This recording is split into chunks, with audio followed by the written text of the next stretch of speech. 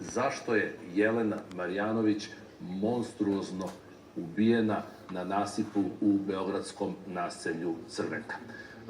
Kroz medije su se u prethodna 2 meseca pojavljivali brojni motivi. Bilo je reči o ljubavi, mržnji, o prevarama u braku, o narkodilerima, o sektama i tako dalje i tako dalje. Na videlo je izašlo 10 do 15 potpuno različitih motiva. Policija detaljno istražuje svaki od tih motiva, ali konkretno u ovom trenutku nema saznanja koji bi direktan motiv ubistva mogao da bude i u policiji kažu da ukoliko bi tačno saznali motiv, ubica bi bio u jednom veoma kratkom roku uhapšen. Međutim, pre nekoliko dana u medijima se pojavila prepiska supruga ubijene pevačice. U pitanju je Zoran Marjanović i naše gošće Radmile Matić i ta prepiska prvo je počela preko Facebooka, zatim je nastavljena na Viberu, možda baca novo svetlo na celokupnu istragu. Kako sam i rekao, naša gošća je Radmila Matić, koja je ekskluzivno u srpskim medijima na televiziji Pink i zamolila je, insistirala praktično da njeno lice bude zamućeno tokom ove emisije. Dobroveče, dobrodošli na televiziju Pink i zašto ste insistirali da vam lice bude blurovano, odnosno zamućeno? Dobroveče, zadovoljstvo mi je što sam ovde da ispričam istinu. Pa, htela sam da mi lice bude tako zaštićeno jer Zoran zapravo još uvek ne zna kako izgleda. Da li se plašite nekoga ili Zorana direktno? Pa, ipak je bolje da ne zna kako izgleda. Dobro. Jedna vaša kratka biografija. Odakle ste, gde živite, čime se bavite? U Beču živim, radim negu starih. Samostalna sam. Rođeni ste u Srbiji? Rođena u okolini Šapca, da. Dobro. I naravno, koliko dugo živite u Austriji? 11 godina. 11 godina. Da. Kako ste saznali za ubistvo Jelene Marjanović? Putem medija. Čitala sam novine, na internetu sam videla. Nisam ranije znala za Jelenu Marjanović. Bili ste u tom trenutku kada se ubistvo dogodilo i kada se o tome, kada je o tome počelo da se piše, videli ste u novinama, tako? Bili ste u tom trenutku? U Beču. U Beču ste bili, dobro. Jelenu niste poznavali? Ne, nisam. Zorana Marjanovića? Nikako, nisam. Nikoga od njih. Samo sam, kažem vam, videla, prvi put sam čula i za Zorana i za Jelenu, tada kada se to desilo. Šta ste pomislili kada ste prvi put pročitali u novinama ili kada ste videli na televiziji da je Jelena onako svirepo ubijena, da joj je praktično ubica razbio, razneo glavu i ubacio u kanal na nasipu u Crvenki? Šta ste pomislili? Pa, šta sam pomislila? Uglavnom što se čitalo i pisalo tih dana da je osumnjičen muž, da on ima neke veze sa tim. I ja sam tako mislila. To sam prvo pomislila, da on ima neke veze sa svim tim. Zatim, na koji način ste odlučili da stupite u kontakt sa Zoranom Marjanovićem? Da li ste vi stupili u kontakt sa njim ili on sa vama? Ja sa njim. Na koji način? Napisala sam mu jako ružnu poruku da je on ubio, kako si mogao i tako dalje. Eto, ne znam kako, zato što sam previše čitala o tome svaki dan i sve je ukazivalo na to da je on baš tih prvih dana posebno i tako sam mu napisala tu ružnu poruku, međutim, pročitao je posle 2-3 dana, nije mi odgovorio. Nisam više pisala do onog dana kada je izašao u Kurir da je pronađen obešen ubica Jelenin. Vi ste nekoliko dana nakon ubistva preko Facebooka, pretpostavljam, stupili u kontakt sa Zoranom, odnosno poslali ste mu tu prvu poruku. Da. On nije odgovorio, samo je pročitao posle 2-3 dana. Posle nekoliko dana kada je Kurir napisao da je pronađen Jelenin ubica obešen, nekako bilo mi je, pokajala sam se što sam mu napisala onako ružnu poruku i htela sam da mu napišem neko izvinjenje i eto tako da... Mislila sam da je već ubica pronađen. Zaključili ste da Zoran nije ubica u tom trenutku? Da Zoran nije u tom trenutku. I da ste pogrešili jer ste poslali prvu poruku? Da. I tako je počelo... Osetili ste kajanje neko? Da. On mi je odgovorio na tu poruku da mu je drago što ima dobrih ljudi koji mu veruju i tako dalje. Nešto je napisao da novinari su krivi što ljudi misle da on ima neke veze sa svim tim, sa ubistvom supruge. Ja sam se nadovezala na tu poruku, on se nadovezao na moju. Nisam bila ni sigurna da li je to pravi profil. Nakon koliko vremena je on odgovorio vama na tu drugu poruku kada ste mu uputili izvinjenje? Da li odmah ili posle nekoliko Posle par minuta. Posle par minuta? Na tu drugu, da. Na tu drugu posle par minuta? Da. I u tom trenutku ni on, ni vi niste bili sigurni da li je lažan profil njegov, odnosno vaš? Da. Mislim da njega to nije ni mučilo. Njemu je bilo drago što se neko javio da mu kaže nešto lepo. Da mislim, da je neko pogrešio što je rekao da on ima neke veze s tim. Ne znam da li je on sumnjao da to nije moj profil ili ne, ili zapravo mislim da on nije o tome ni razmišljao, jer on mi je posle par poruka poslao sliku sa malom Janom.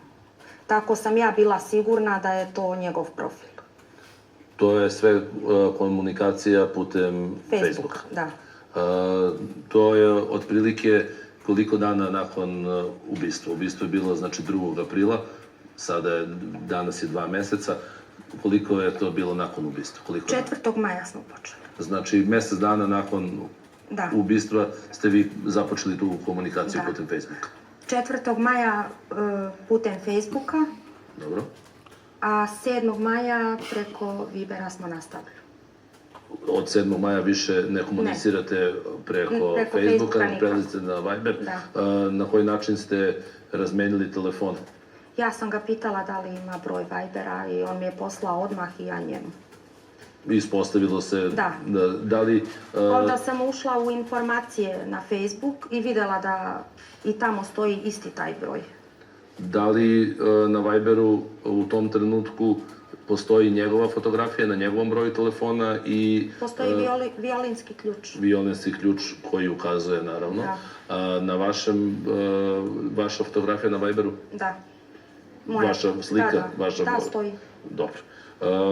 Kako teče dalje ta komunikacija na Viberu? Pa nisam znala da ćemo nastaviti da se dopisujemo. Niste očekivali? Da, nisam očekivala. Nisam u tom trenutku imala nikakvu nameru, nikakav plan. Moram pre svega da kažem da policija nije imala nikakve veze sa svim tim. Oni nisu znali tačno 18 dana da se ja sa njim dopisujem. Ništa niko nije znao. Počeo je da mi odgovara na te poruke. Ja odgovorim njemu, on meni, jednostavno je ispalo sasvim slučajno da... Bilo mi je čudno što on meni odgovara na neke poruke. Od 7. maja ste vi na komunikaciji preko Vibera. Da. Koja je sadržina tih poruka? Naravno, gledalci televizije Pink će ekskluzivno i videti, naravno ne sve poruke, ali dobar deo te komunikacije će i videti na svojim ekranima, ali evo da mi pojasnimo dok gledalci imaju priliku da to vide na svojim ekranima. Da, uglavnom prvi razgovori su, kada smo počeli baš da se više dopisujemo, bili takvi da ja njega podržavam, da sam ja uz njega, da verujem da on nije kriv, da će se dokazati da kao nije on kriv i tako dalje. I on je počeo od prvih poruka meni da veruje.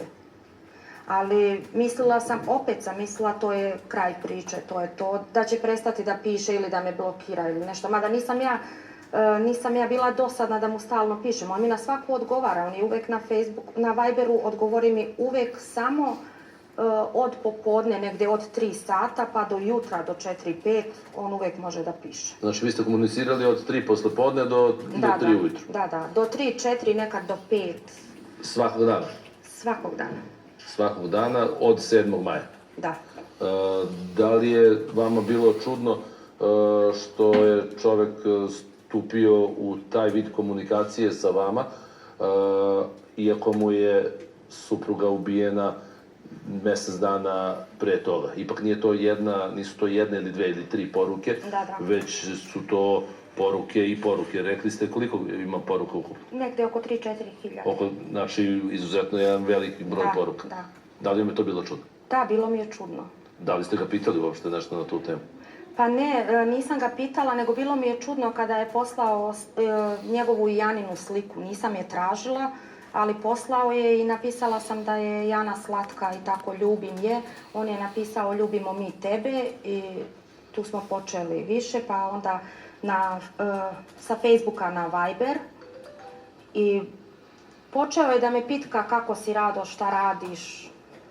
Tako je, nisam očekivala u toj gužvi kada ima toliko gužvu sa novinarima i uopšte kao prvo taj problem koji ima što mu je ubijena supruga, pa to drugo novinari i sve to, ali njemu je jednostavno bilo do pisanja, meni nije mi uopšte bilo potrebno da se sa njim dopisujem, nego desilo se, svakog dana sam razmišljala neću više da mu se javim ili blokirat ću ili tako nešto, međutim kada je negde posle nekih poruka, kada mi je već dosta verovao da sam skroz uz njega, poslao čudne poruke gdje kaže Hristovi vitezovi su na pragu i tako dalje i ključ spasenja u njegovoj ruci.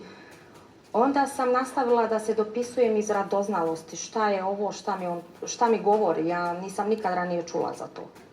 Onda sam ubacila te reči na internet da vidim šta je, sve mi je pokazivalo na neku vrstu sekte.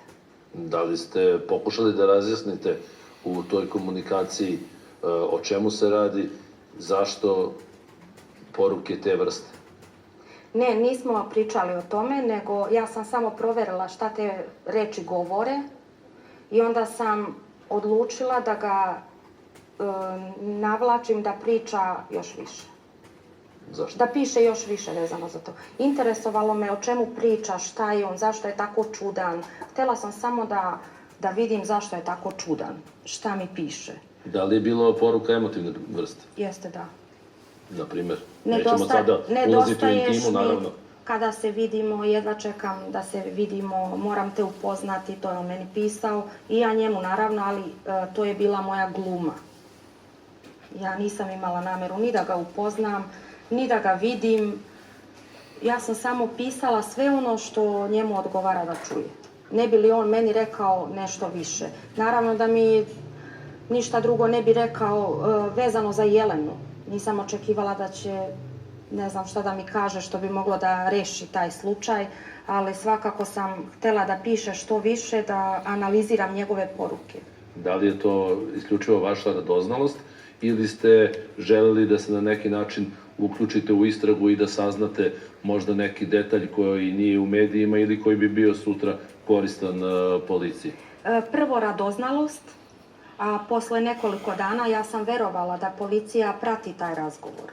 Očekivala sam svakog dana da ću ili pročitati u novinama bilo šta vezano za to, ili da će mene policija kontaktirati, pošto na Facebooku dala sam mu svoj broj i on meni svoj. Mislila sam da policija prati njegov Facebook profil i da su oni te poruke već vidjeli.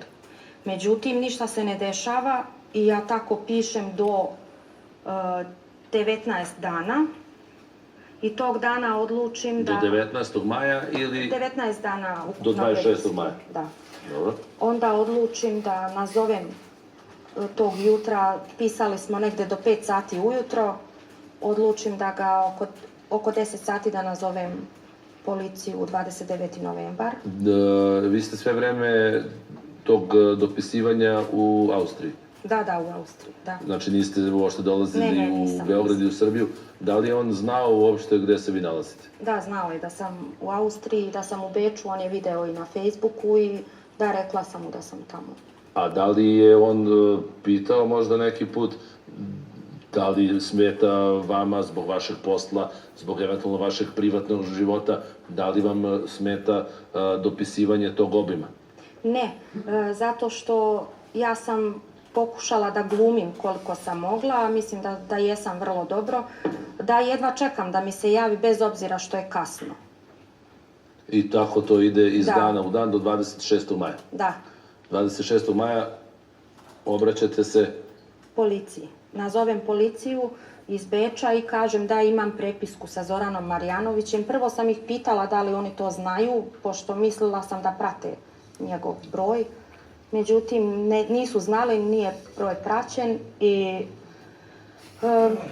prvo mislili su da zovem kao i svi drugi, da u stvari nemam ništa. Mnogi su zvali da nešto imaju, u stvari nisu imali ništa. rekli su mi eto da pošaljem putem